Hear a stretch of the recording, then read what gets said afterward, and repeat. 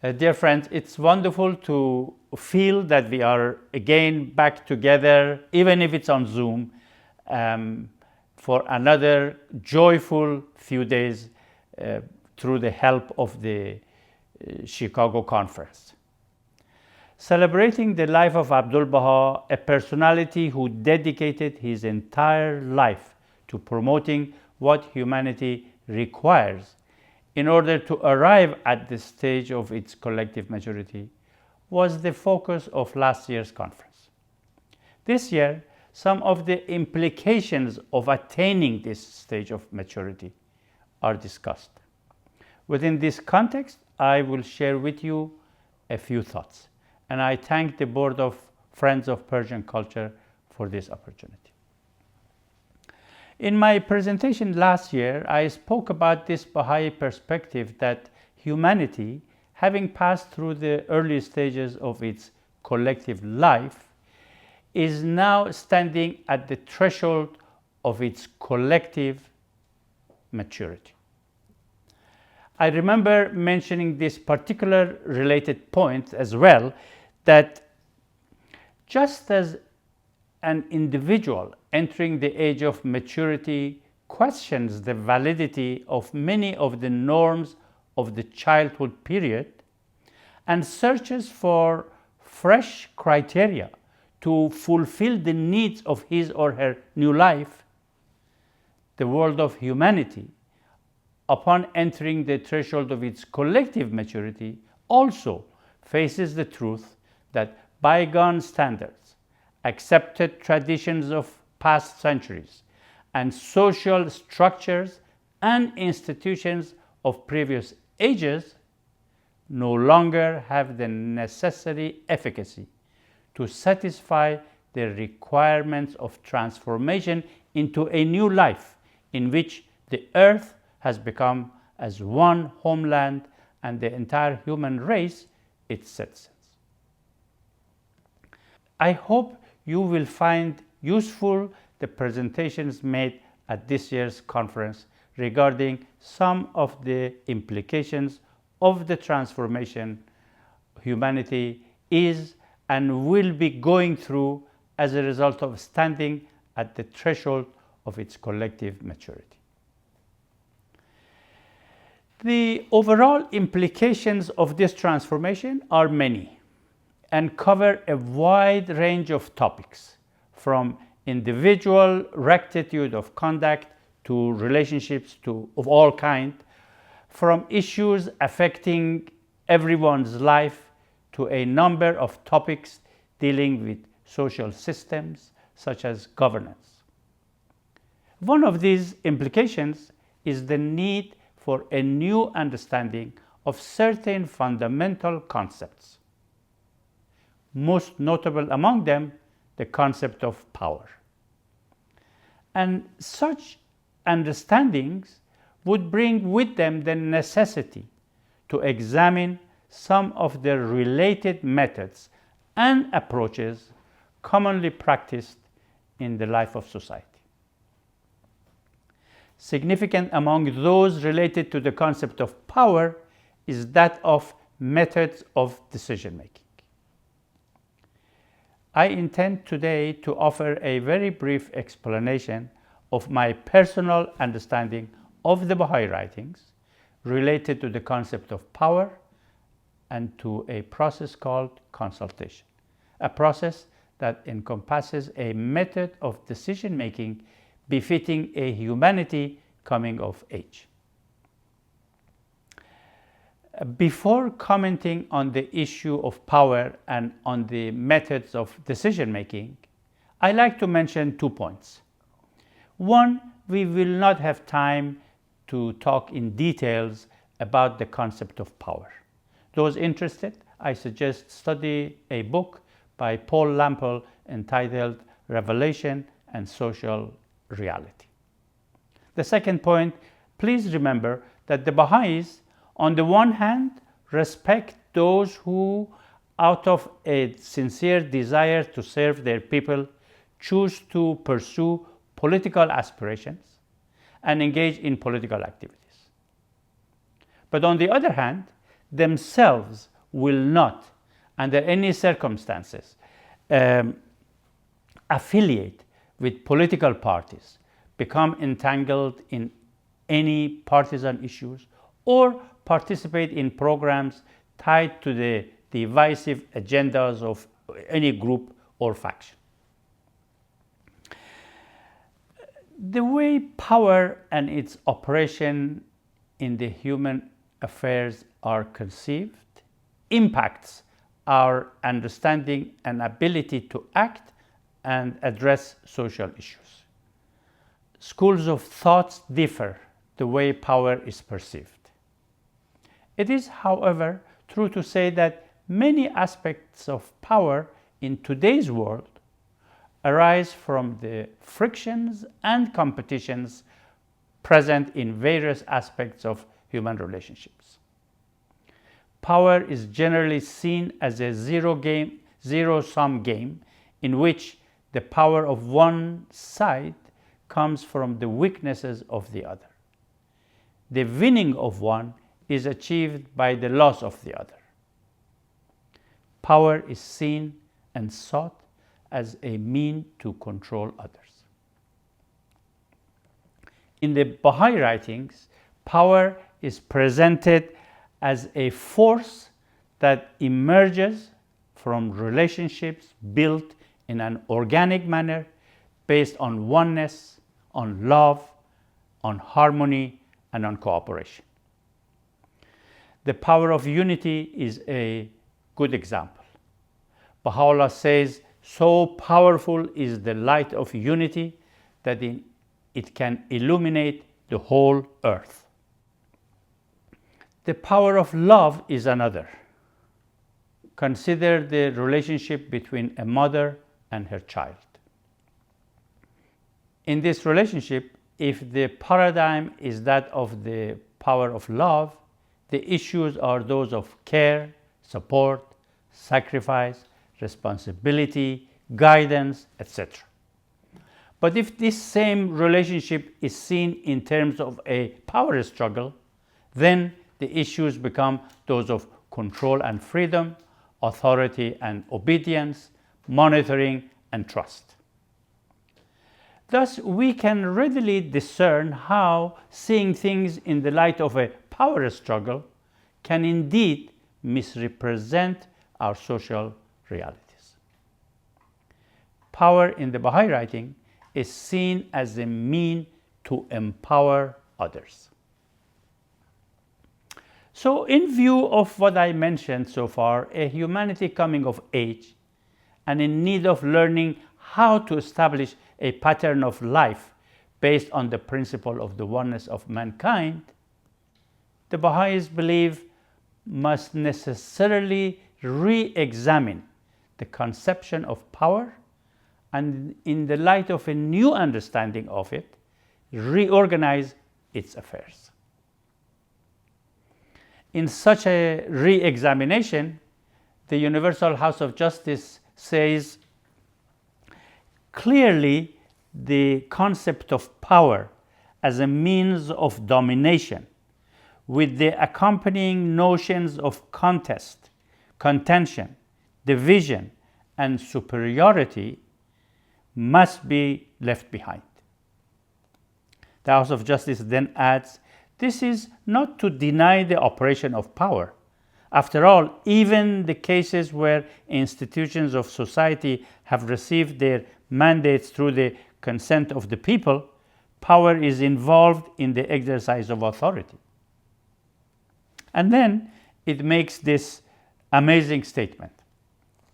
But political processes, like other processes of life, should not remain unaffected by the powers of the human spirit, that the Baha'i faith, and for that matter, every great religious tradition that has appeared throughout the ages, hopes to tap the power of unity, of love, of humble service, of pure deeds. Power, as described in the Baha'i writing, is not a finite entity which is to be seized and jealously guarded. it constitutes a limitless capacity to transform that resides in the human race as a body. So the question is, how can this power, a capacity capable of transforming the potentialities inherent in the entire body of the human race, be generated in abundance? The adoption of a new conception of consultation and a new decision-making process certainly constitutes an essential element of the solution. Baha'u'llah has stated that his mission was the establishment of the well-being of all the peoples of the world, and said that this is to be achieved through the spiritual transformation of the individual and of society, the aim being the establishment of an ever-advancing global civilization to meet the material and the spiritual needs of humankind.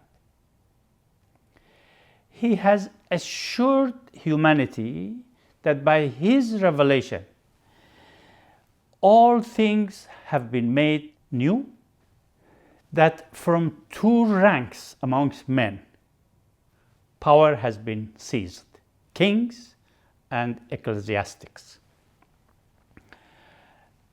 And a new form of leadership and a new methods of decision making instead been brought forth.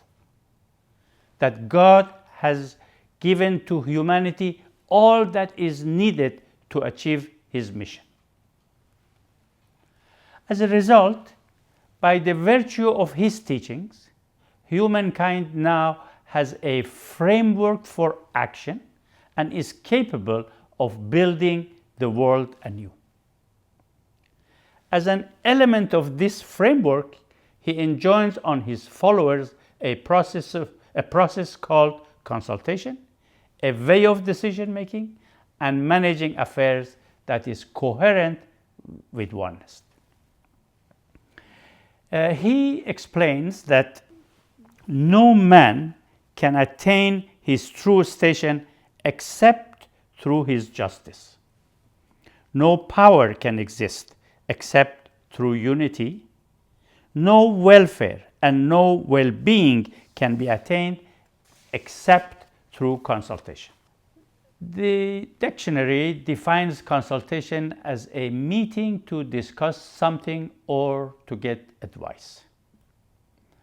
Consulting one's medical doctor or lawyer means getting professional advice for what we want to do.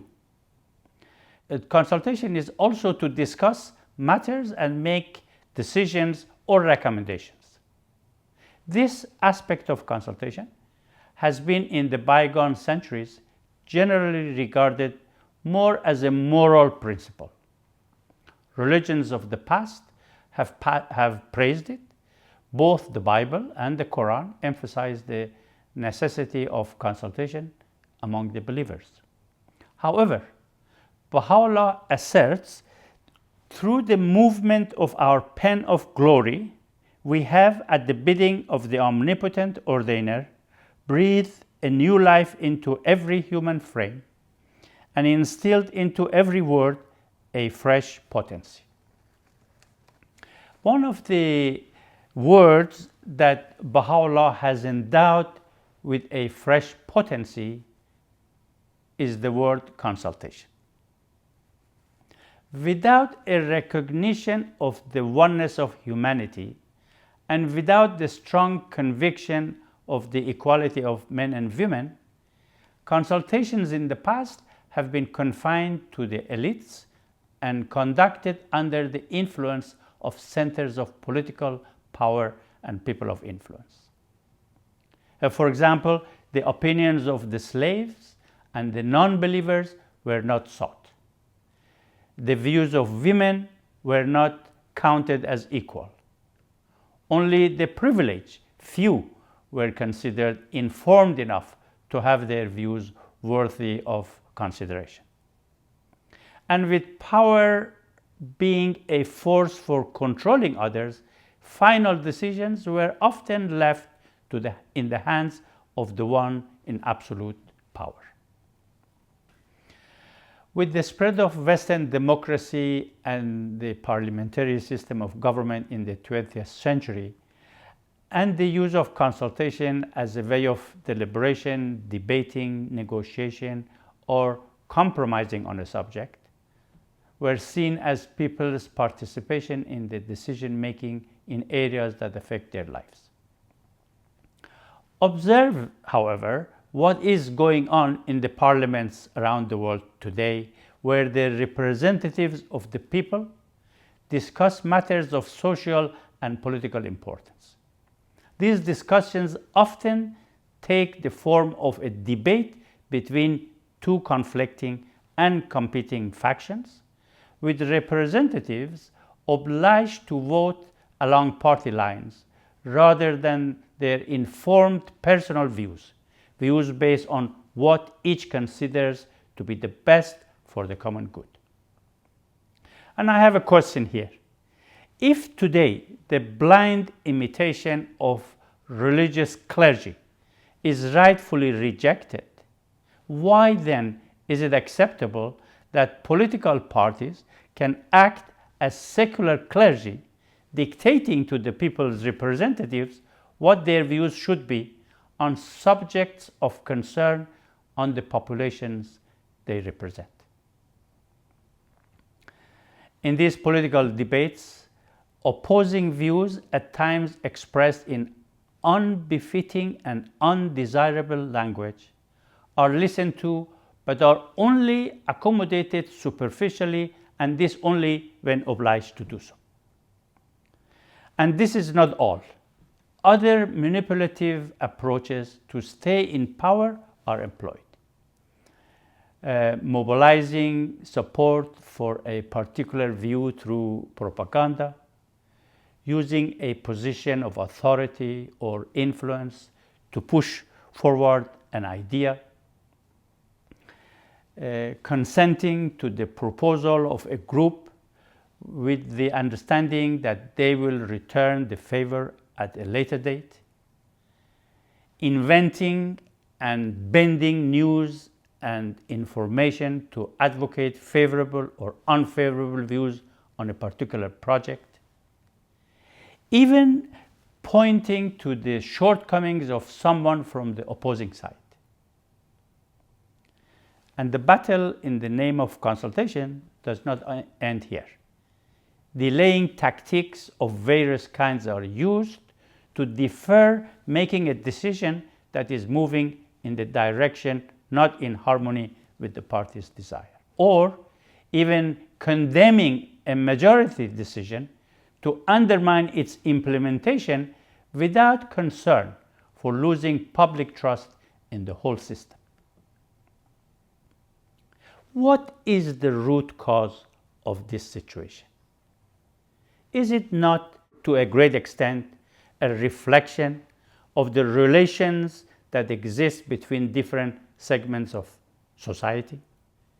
The Universal House of Justice says, relations among the three corresponding actors in the world at large, the citizens, the body politic, and the institutions of society, reflect the discord that characterizes humanity's turbulent stage of transition. Unwilling to act as interdependent parts of an organic whole, they are locked in a struggle for power, which ultimately proves futile. Doesn't this behavior appear as more of a lingering of the habits and the approaches of the early days of history, when humanity was in its collective infancy and childhood? And what should characterize the distinguishing features of the process of decision-making and the management of the affairs of mankind now that the human race has entered its period of adolescence and stands at the threshold of its collective maturity. Adaptation of the principles governing the process of consultation, as revealed by Baha'u'llah, in my humble view, is an important element of the answer. Truly, he has redefined the meaning of the term consultation. And we must be prudent lest we unconsciously attach to it our assumptions of what consultation is that are based on an outworn conception of this process. What are some of the distinguishing features of Baha'i consultation? In 1995, the New York office of the Baha'i International Community at the United Nations issued a statement entitled "The Prosperity of Mankind." In it, the process of Baha'i consultation is described as follows. What Baha'u'llah is calling for is a consultative process in which the individual participants strive to transcend their respective points of view in order to function as members of a body with its own interests and goals. In such an atmosphere, characterized by both candor and courtesy, ideas belong not to the individual to whom they occur during the discussion, but to the group as a whole, to take up, discard, or revise as seems to best serve the goal pursued. Consultation succeeds to the extent that all participants support the decisions arrived at, regardless of the individual opinions with which they entered the discussion. Under such circumstances, an earlier decision can be readily reconsidered if experience exposes any shortcomings.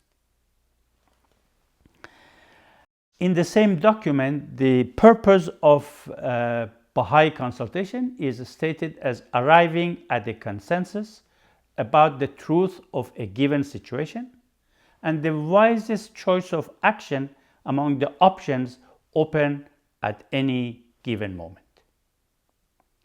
Baha'i consultation, according to Abdul Baha, have for its object the investigation of truth. And it is through such consultation that we endeavor to arrive at unity and truth.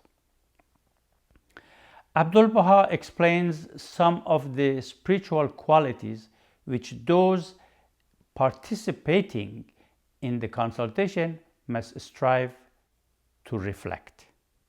He says, the prime requisites for them that take counsel together are purity of motive, radiance of spirit, detachment from all else save God, attraction to His divine fragrances, humility and lowliness amongst His loved ones, patience and long-suffering in difficulties and servitude to His exalted threshold. Should they be graciously aided to acquire these attributes, victory from the unseen kingdom of Baha shall be vouchsafed to them. Shoghi Effendi further adds, they should approach their task with extreme humility and endeavor by their open-mindedness, their high sense of justice and duty, their candor, their modesty, their entire devotion to the welfare and interest of the friends, the cause, and humanity, to win not only the confidence and the genuine support and respect of those whom they serve, but also their esteem and real affection.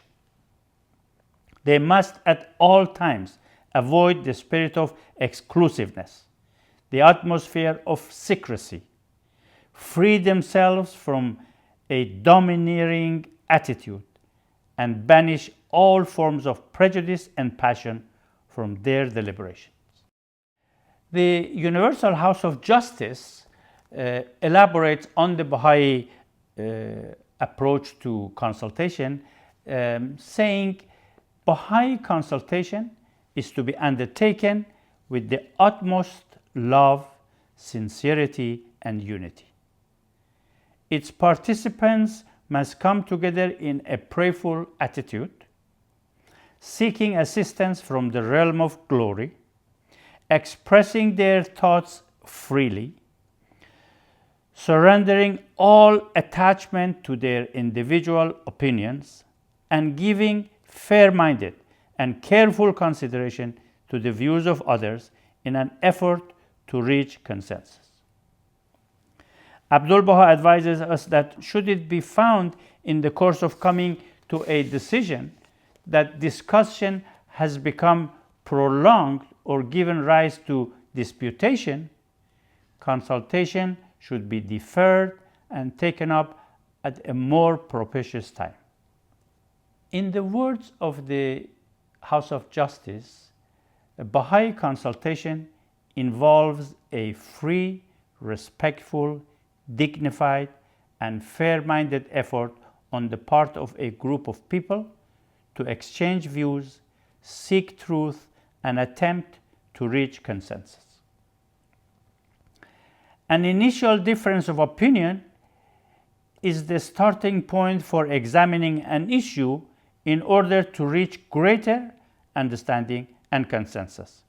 It should not become a cause of rancor, aversion, or estrangement. By acting in unity, a conclusion about a particular course of action may be tested and revised as necessary through a process of learning. Otherwise, as Abdul Baha explains, stubbornness and persistence in one's views will lead ultimately to discord and wrangling, and the truth will remain hidden. In brief, dear friends, Baha'i consultation is a process in which individuals are free to express their personal views and should not be hurt by the views of others. Personal views are not presented in such a way as to promote division or dissension, or to undermine the authority of the institutions. Every effort is made that opinions are presented without passion or cynicism, remembering that Baha'u'llah's teachings strictly forbid conflict and contention. Wisdom should be used in expressing one's view, since speech can exert on the hearer a powerful and lasting influence, whether positive or negative. Insisting on one's opinion is to be avoided at all times, as this will inevitably lead to contention. If disunity arises, discussion is to cease until unity is restored. The aim is to arrive at consensus, otherwise the views of the majority is accepted wholeheartedly by everyone, including those who may have earlier on different views. Consulting on a complex matter can be challenging, and reaching a decision is at times not easy. Yet, always committed to unity, Baha'is often find it productive under such circumstances to pause and note the agreements that already exist for a portion or portions of the matter at hand. Building on that harmony, unity of thought for the whole subject becomes easier. For arriving at programs for collective action, plans are developed and implementations begin. Then, through a process of reflection and action taken, followed by further study and consultation, more constructive strategies for action are discovered and plans are revised accordingly. A Baha'i, understanding the importance of an upright life based upon the observance of the principles enjoined by divine revelation, and recognizing as essential the well-being of both the individual and society, knows that under certain situations, submitting personal promptings to the decisions of the majority is necessary. When a decision is made by an institution of the faith, everyone in the Baha'i community is expected to support it, including the members of that institution who may have had different views. This way, unity is always maintained, and even if a decision is wrong, it can be corrected in time. If a member of a Baha'i institution feels that there are barriers affecting the consultation of the body, he or she should frankly raise the concerns, and these barriers should be addressed by that institution. Consultation is used not only for decision making or problem solving, but also in seeking a common understanding of various matters. It is this freshly defined process of consultation that Baha'u'llah drew attention to as indispensable for ordering human affairs at this time, when he states, "Consultation bestows greater awareness and transmutes conjecture into certitude. It is a shining light which in a dark world leads the way and guides. For everything there is and will continue to be a station of perfection and maturity. The maturity of the gift of understanding is made manifest through consultation." Baha'u'llah assures us that consultation is and will always be a cause of awareness and awakening, and a source of good and well-being.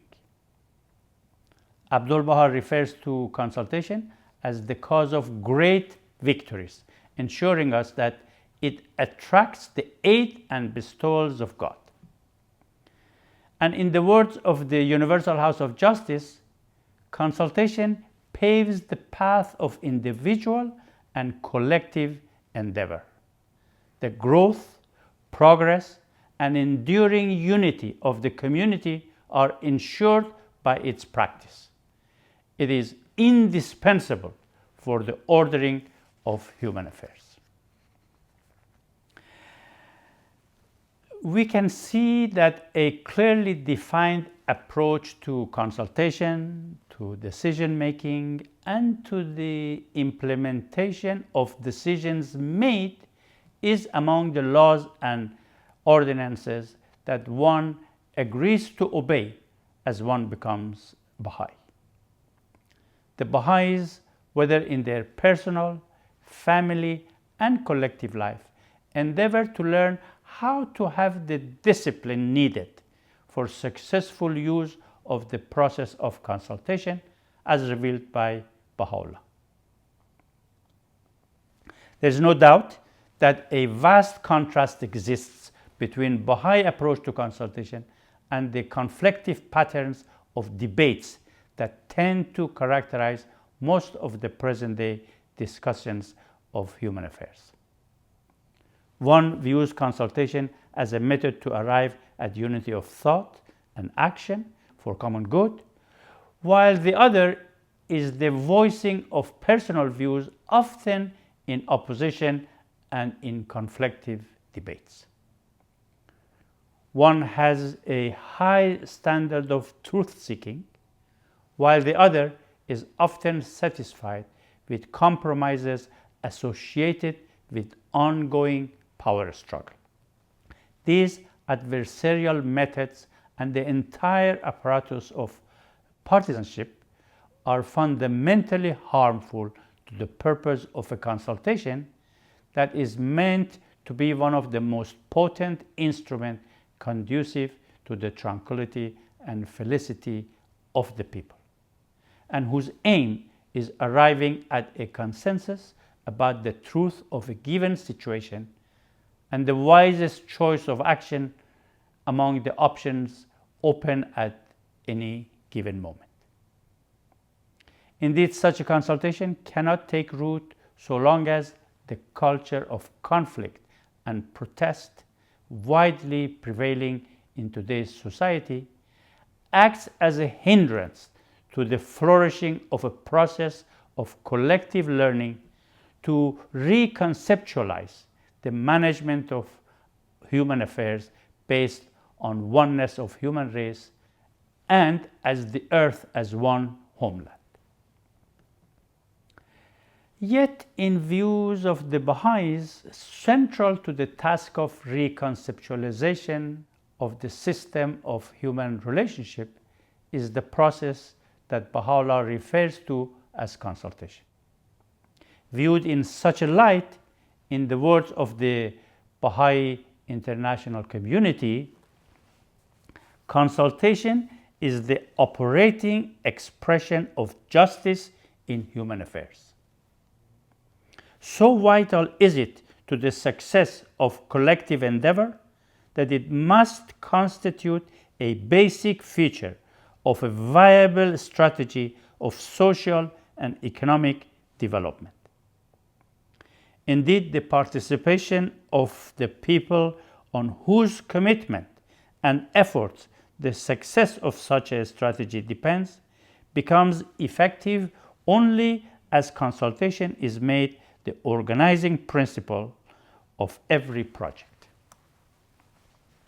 Having spoken briefly about the qualities of individuals participating in a consultation, about the relationship that exists between them, and about the consultative procedure itself, I can now make an attempt to explore the nature of relationships that should exist for a fruitful consultation among the individual, the community, and the institutions of society, the three protagonists in the advancement of civilization.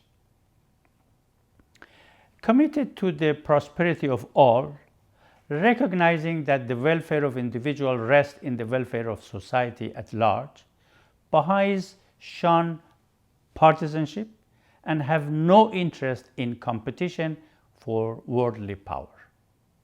Rather, they remain focused on learning how to harmonize varying perspectives and promote the use of consultation for making decisions. They endeavor to learn how to contribute to the building of a society where everyday interactions and relations are shaped by the conscientiousness of the oneness of humankind. The Universal House of Justice tells us that relationships imbued with this consciousness, that is, consciousness of the oneness of humankind, are being cultivated by Baha'is and their friends in villages and neighborhoods across the world.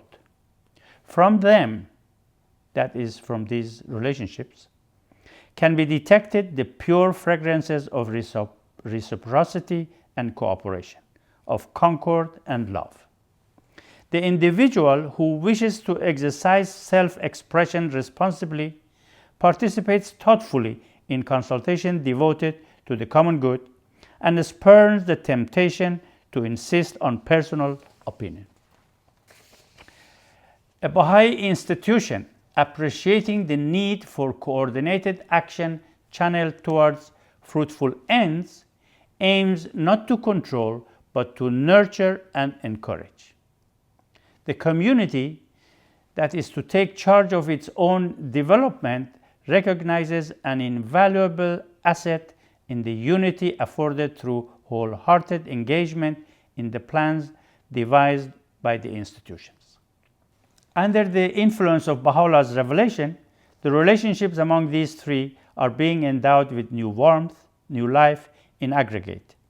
They constitute a matrix within which a world spiritual civilization, bearing the imprint of divine inspiration, gradually matures. In such an atmosphere, Diversity of opinions is not a reason for discord and conflict, but regarded as an asset to humanity, provided it learns to make good use of them through consultation. For Baha'is, consultation is a means of unifying thoughts and action. It can readily be seen, friends, that consultation is central to all aspects of Baha'i life. The application of consultation is not confined to the work of the Baha'i institutions. Individuals are in fact enjoined to consult in all matters. The influence of the Training Institute has been vital in helping to equip larger number of individuals with the spiritual insights and knowledge, the qualities and attitudes and the skills and abilities needed to carry out effective consultation. The family is a unit of society, and unity of family is essential. One of the keys to the strengthening of unity is loving consultation in the family based on the equality of the wife and husband. And if there are times when after loving consultation agreement cannot be reached, and with no majority, as in the case of consultation between a wife and a husband, the House of Justice says there are therefore times when a wife should defer to her husband and times when a husband should defer to his wife. But neither should ever unjustly dominate the other. Concepts and principles associated with Baha'i consultation inform the Baha'is how they should interact, not only among themselves, but also in their collaboration with others as they participate in social discourses and social action. As the Baha'i community is becoming increasingly involved in the life of the society around it, the Baha'i community does this without in the least supporting any of the world's divisive approaches and concepts, exerting its influence towards unity, demonstrating its ability to settle differences by consultation rather than by confrontation, violence, or schism. Baha'is committed to a vision of unity in diversity, to a world gaining from humanity's rich cultural diversity, and accepting no lines of separation, have a myriad of issues to learn. Among them is learning how to make it possible for decision making to benefit from a diversity of perspectives through a consultative process which, understood as the collective investigation of reality, promotes detachment from personal views, gives due importance to valid empirical information, does not raise mere opinion to the status of fact, or define truth as the compromise between opposing interest groups. The Baha'i community has labored in the past few decades within the framework of the global plans issued by the House of Justice and has succeeded through a community building effort to attract thousands of people attracted to the vision of Baha'u'llah to work together, carving a path to progress through a process of action and consultation. It has, among other things, learned to translate the principle of consultation enunciated by its founder into an effective tool for collective decision making and to educate its members in its use. Recently, the community held thousands of conferences around the globe, welcoming unprecedented numbers of participants, bringing together Baha'is and many other well-wishers of humanity who share with them a longing to foster unity and betterment of the world. Attending a few of these joyful events was an opportunity where I saw for myself how the participants were galvanized as much by the vision of Baha'u'llah as by the dynamic consultations to which they contributed. We know, dear friends, that human learning takes place through the use of our senses, employing our power of reason, following our traditions, and by receiving inspirations. As great as all these wonderful gifts are, we also know that they are subject to error. A consultation devoid of self-interest and focused on the search for truth is an assurance to the human race that it can indeed benefit from the diversity of opinions among its members. And as we remain steadfastly committed to maintaining unity, a condition conducive to receiving divine assistance, our search for solutions most suited to the common good can bear fruits. How befitting then of a humanity standing at the threshold of its collective maturity to apply consultation as revealed by Baha'u'llah to its affairs. Such application, based on the experience of the Baha'i community, which is composed of millions of people from all walks of life and all races, men and women, young and adults, residing in all the continents of the world, will not only produce great results, but will also bring a great deal of vibrancy and dynamism to everyday life. A new life, a fresh hope, and a new perspective will empower endless individuals and groups around the world, inspiring them to ever-increasing degrees of cooperation. Ultimately, the reason for instrumentality of consultation as a means for progress is not just because the results of a few minds are likely to be better than one, but because it provides a medium in which the powers inherent in the human soul are harnessed to that of science and experience, and within which the clash of differing opinions becomes a tool for identifying new ideas, unimagined before, thereby creating new possibilities for progress. What appears impossible becomes doable through a process of united action and reflection, with the final results belonging to the whole. It would empower humanity to initiate steps to accomplish the most complex undertakings for the benefit of all. Indeed, Baha'is believe that it is in view of such possibilities that the very attempt to achieve world peace through a consultative process, as proposed by Baha'u'llah, can release such a salutary spirit among the peoples of the earth that no power could resist the final triumphal outcome.